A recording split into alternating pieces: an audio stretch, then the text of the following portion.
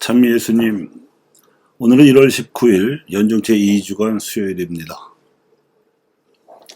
오늘 미세의 독서에서는 다윗과 골리앗의 싸움 이야기가 나오고 복음에서는 안식일 논쟁이 나옵니다. 골리앗은 필리스티아의 장수였고 당시 필리스티아는 강성하던 철기 문명의 나라였으나 우상신을 숭배하던 나라였습니다. 그런데 다윗이 철제검을 들고 나온 골리앗을 대적하려고 준비한 무기는 겨우 양을 치던 목동 시절에 익힌 돌팔매질에서나 쓰던 물매 끈과 돌멩이 하나였던 것이 이 어처구니없는 상황의 우열을 잘 말해줍니다. 하지만 다윗은 이집트 탈출 시에 역사적으로 계시된 하느님을 믿는 사람이었고 그 하느님과 동족이 맺은 신하의 계약 정신이 투철한 젊은이였습니다. 이스라엘의 위기 때마다 하느님께서 개입하시어 도와주심을 철석같이 믿었던 다윗이 겁도 없이 칼을 든 필리스티아 장수 골리앗에게 도전할 수 있었던 용기와 뒷배는 여기에 있었습니다. 이 싸움에서 이김으로써 다윗은 임금이었던 사울을 능가하는 인기를 얻게 되고 결국 이 인기를 바탕으로 왕위에까지 오르게 됩니다.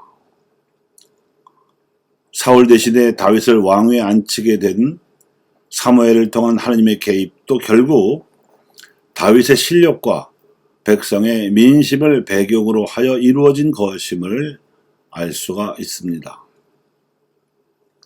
이렇게 하여 필리스티아를 물리치고 국권이 튼튼하게 된 이스라엘은 이집트 탈출 시의 모세로부터 배운 하느님 신앙을 유다교로 굳건하게 발전시켰습니다.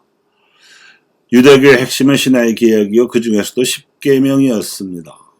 안식일 계명은 그 10계명 안에서도 세 번째에 속하는 매우 중요한 계명이었지요. 오늘 복음의 상황은 이토록 중요한 계명이 실제로는 하느님의 뜻은 물론이고 백성의 형편과도 상관없이 매우 편협하고 비인간적으로 적용되고 있었음을 알려줍니다. 선이 억울하던 사람을 굳이 안식일의 회당에 데려다 놓고 예수님을 시험하고자 했기 때문입니다. 당시 바리사이를 비롯한 지식층 유다인들의 마음은 손이 억울하던 사람 이상으로 오그라들어 있었습니다. 모든 법은 입법 취지를 고려하여 해석해야 하는데 안식일 법에 대해서는 입법 취지와 상관없이 매우 형식적으로 답습되고 있던 형편이었습니다. 손이 억울하던 사람을 만나더라도 안식일에는 고쳐주지 말아야 한다고 여길 정도로 고답적인 인습이 마치 대단한 종교적 진리인 양 행세하고 있었습니다. 다윗이 골리앗이 되어버린 형국이었습니다. 이 고약한 대결 상황에서 예수님께서는 안식일의 근본 취지를 상기시키시며 손이 억울하던 사람을 아주 간단히 고쳐주셨습니다. 그리고 꼼짝없이 이 대결에서 패배한 바리사이들은 그 무렵부터 예수님을 죽일 음모를 꾸미기 시작했는데 하필 그 음모에서 야합한 상대는 평소에는 앙숙으로 지내던 헤로데 당원이었습니다. 이러한 야합 사실은 바리사이들의 종교적 소신이 일관성도 없고 백성에 대한 진정성도 없었음을 폭로하는 것입니다. 독서에서 다윗의 하느님 신앙과 골리앗의 우상 숭배 종교가 대결했다면 복음에서는 인습적으로 고착되어 우상 숭배적 혐의가 짙어진 유다교의 종교 질서와 예수님의 신앙이 대결하고 있는 형국인 것입니다.